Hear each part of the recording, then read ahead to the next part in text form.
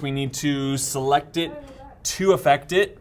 So we're going to choose our lasso tool over here. Looks like a cowboy lasso. If you don't see it, just press L on your keyboard. This tool will follow your cursor as you click and drag. So what I want you to do is free-handedly select just his face, not his ears. It's not going to work for this project. And not his neck.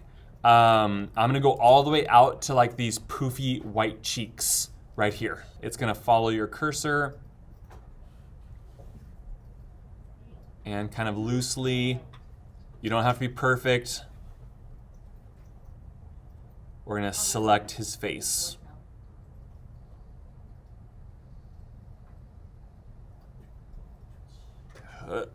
All the way up and around. Remember, not his ears this time. And you should see what's called the marching ants. That means you have it selected. If you missed a little bit and you want to add to your selection, hold down Shift, select what you missed. If you selected too much, hold your Option key and circle around what you want to deselect. You should see at the top of your window a button that says Select and Mask. This should be a very familiar process from our self-portrait project. Go ahead and click Select and Mask. Boom. First things first, we do want to be able to see what we are selecting. So at the top of the Properties panel, over here on the right-hand side, change your view to on black. This will give us the best contrast. If your image still looks like this, where you can kind of still see the background, remember you can change your opacity slider right here to 100%. Okay, scroll down a little bit, scroll down. The next one we're gonna touch on is called Edge Detection. And under that, there's a slider that says Radius. You see right now, it's like this harsh edge. You guys see that? This doesn't bode well for hair. That doesn't look natural, right? It looks like I cut it out with scissors. They should really rename this slider Hair. Anything you're trying to select that has frizzy hair, we're gonna bump the radius up to anywhere between 100 and 200 until your tiger shows the proper amount of hair that you agree with. 130 is my magic number. Again, to each his own. Okay, once you've done that setting, let's scroll down to the global refinements. You guys remember that? With the 4 sliders. For this one, we're actually only going to touch on contrast. Contrast is really good for hair. I have played around with this already. You want to put your contrast at about 20%. This will make hair look more like hair. That's really the only settings that we're going to do for this one. For other projects, you're going to want to play around with these other sliders to make it look good. But for now, scroll all the way to the bottom. And remember, you're going to go to your output settings. Click on this drop-down menu here that says Output to, New Layer with, there's that hot topic word, Layer Mask. That's the most important part. New layer with Layer Mask. Good. Once you have that selected, simply click OK. Now that was just the selection process, okay? That was to put a mask onto the tiger so that we no longer see the background. Next, we need to move this element to the girl, right? To move anything, go up to your arrows, that's your move tool, and simply click and drag your tiger face up to the girl tab. Wait for it to change, then move your cursor down and then let go. Did you guys notice that now the face is tremendously larger than hers, right? So we're gonna do a couple setups to align the face to hers. Number 1, find your layers panel over here on the right-hand side. And notice that above the layers, there's a value here that says opacity, AKA transparency. Let's set this to 50%. So press Command T or Control T on the PCs. I'm sorry, the Windows little icon, Windows T. Or go up to the Edit menu and press transform, free transform. What I want you to do is match up the eyes. So scale it down and match up the eyes only. But Mr. Heinze, the nose doesn't match up, the mouth doesn't match up. Like if I try to match up the nose and mouth, now the eyes are all off. Okay, don't worry. Don't worry. There's a 2-step transformation process. Right now, just worry about the eyes. Good, once it's matched up, press enter, return, or the check mark up here on the toolbar. Either of them will do. That confirms the transformation. Now let's talk about the nose and the mouth. Let's do a 2nd step transformation. Go back up to the edit menu and you're gonna look for, this time just go to the transform menu and look for warp. This one's really fun. What this does is you can skew it based off of where your cursor is. So now push the nose and mouth up to where you like it. However, it's pushing the eyes up a little bit. So you're gonna have to go back and forth a little bit until everything is in place. So here I pushed up the nose and mouth, but now the eyes are off. So I'm gonna go back to the eyes, push those down, put the nose and mouth back up. Eventually everything will get aligned, okay? Just do a little bit of back and forth. Once you're happy, press enter, return, or the check mark on the toolbar. Once you are happy with your alignment, make sure to put your layer back up to 100%. Okay, that's the only reason we brought it down, was for aligning. So go back to your layers panel, put your opacity back up to 100%. Let's now talk about the layer mask. That was just setup? That was setup. We had to align everything. Now we're going to mask. In the past, we've only made a layer mask, but today I want to teach you how to manipulate the layer mask. Again, look at your layers panel and look at the tiger layer. Have you guys noticed sometimes that there are 2 thumbnails?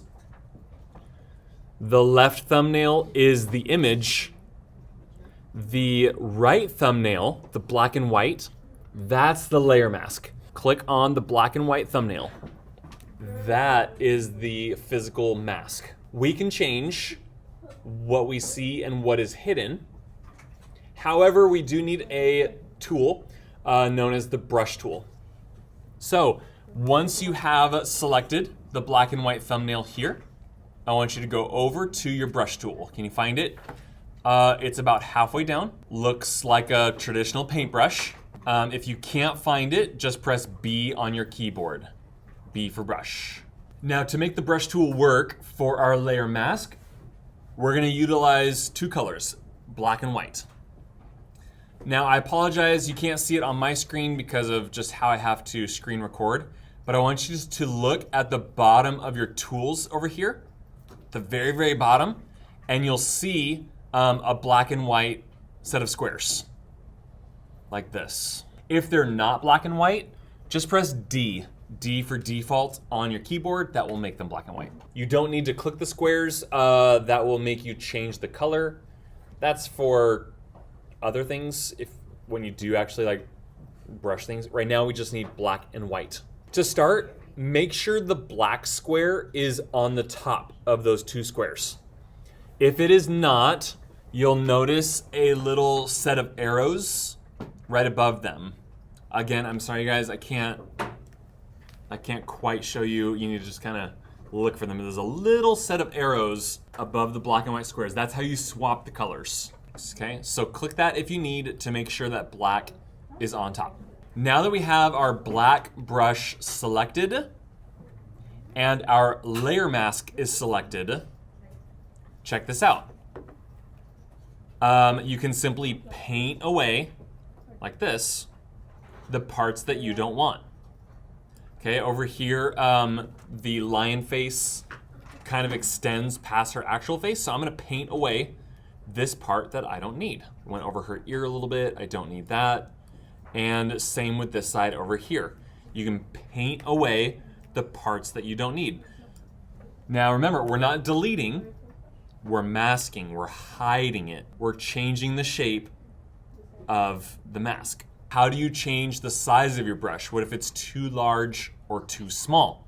You can do it one of two ways. If you go up here to your toolbar, notice that there's a number in the upper left-hand corner. Mine says 40. Yours might say something like 6 or 100. Simply click that, and you'll utilize this first bar right here to change its size. The second way to do so is to use your bracket keys on your keyboard. If you look right above the return key or the enter key, those little square brackets, that's how you can incrementally change your brush size. So let's see, I got rid of these little extra whiskers here on the left and right hand side. Looks like I need more of my chin. So the black color takes away, the white color brings it back. So I'm gonna click on these little arrows down here above my black and white things to switch to white and bring back some of the parts that I need or that I may have accidentally taken away. Black reveals and white conceals, okay? AKA black takes away and white brings back. Okay, so since our goal is this, you can see that we actually want to see the girl's eyes, the girl's mouth, and maybe a little bit of her nose. So go ahead with your black brush, paint away the tiger's eyes, nose and mouth, so that we can see the girl's eyes shine through. Now it might take a little bit of finessing, right? You'd go back and forth between black and white to bring back, bring forward, take away to get it to what you need. But Mr. Heinze, no matter how much I go back and forth, it just still looks really harsh. Like the edge of her face is harsh, her forehead is harsh. How can I change that? Hey, good question. You can change, you don't have to make your brush completely take away or completely bring back. I want you guys to look up here for a second. Look at the top of your toolbar, and there is another value called opacity up here at the top. Right now it's probably at 100%, meaning it's going to completely take away or completely bring back the image. But watch what happens if I change this to say 30%. Okay, up here I'm gonna change it to 30%.